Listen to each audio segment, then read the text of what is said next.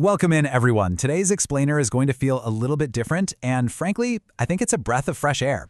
We are diving into a really fascinating reflection by Tommy Yoshida, focusing on human connection in the AI era. Right, and we should mention right up front, this isn't a tech tutorial. We're not here to evaluate the latest software or teach you how to code.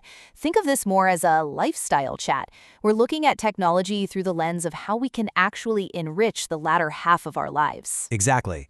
We live in such a fast-paced world, and Yoshida, who advocates for digital inclusion, especially for seniors, has been thinking deeply about what people actually need as AI evolves, and honestly, his realization is something that touches every single one of us. And it all really starts with this one simple, powerful thought. Technology alone cannot solve concerns. Trust can. Wow, that really stops you in your tracks, doesn't it? Because when we see the rapid pace of AI right now, a new app every day, a new update, our very first instinct is usually, oh, we need to teach people how to use this. We think providing more tutorials and manuals is the magic answer, especially for older adults. We really do. We think, well, if we just show them which buttons to click, they'll feel totally fine. But Yoshida realized that just throwing digital tools at people isn't enough. People don't just need raw information. They need a safe space. Right. When someone is hesitant about new tech, it's rarely about the machine itself. It's that vulnerable feeling of trying something completely new. It's thinking, am I going to break this or am I going to get scammed? You absolutely cannot fix those human fears with a user manual. You fix them by building trust. Which brings up a conflict so many of us feel. On one hand, you have this immense pressure to learn. When you're forced into an unfamiliar digital environment, it's heavy. It's packed with the fear of making mistakes, worrying about scams, and just the sheer stress of not knowing the rules. Oh, for sure. Nobody likes feeling like they're back in school taking a pop quiz they didn't study for. It's just stressful. But on the flip side, what people are actually craving is the freedom to connect. They're looking for spaces built on trust, familiarity, and safety. So the real trick here is shifting our focus away from that pressure to learn and leaning into the freedom to connect.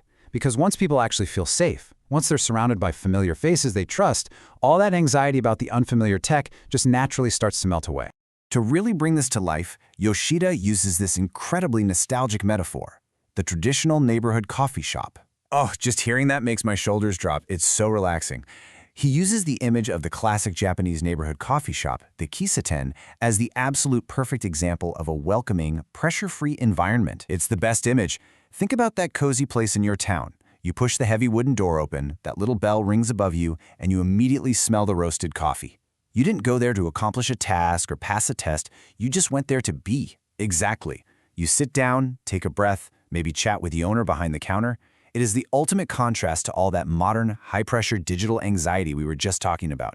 And what makes those coffee shops so magical is simply the comfort of familiarity. Right. There's no specific purpose for your visit. You're not there to optimize your time or hit a goal.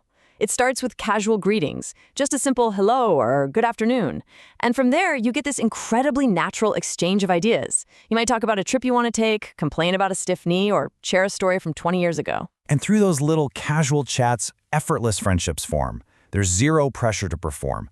But ironically, in these deeply relaxed environments, people end up naturally learning new things from each other anyway. Someone mentions a news headline, someone else explains it. It happens organically, purely because the foundation is human connection. So let's shift gears and look at the next piece of this puzzle, a quiet assistant. AI in the background. You might be wondering, how does modern technology even fit into that cozy coffee shop vibe? Well, Yoshida suggests we need a total perspective shift. We have to demote AI from being the main attraction and turn it into a subtle, supportive background tool, a quiet assistant. I love that phrasing. It shouldn't be a glowing screen demanding your attention. It should just sit quietly in the corner, gently stepping in only when you actually need a hand. So what do those natural, everyday uses actually look like? Well, let's say you're sitting in that comfortable coffee shop, having a chat. You mention you'd love to take a weekend trip, but you don't know where to go. That is when your quiet assistant can gently chime in with a suggestion.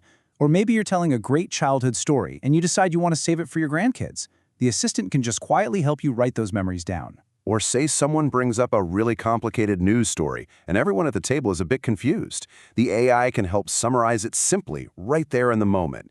The takeaway here is that AI is just facilitating the human conversation. It's absolutely not replacing it.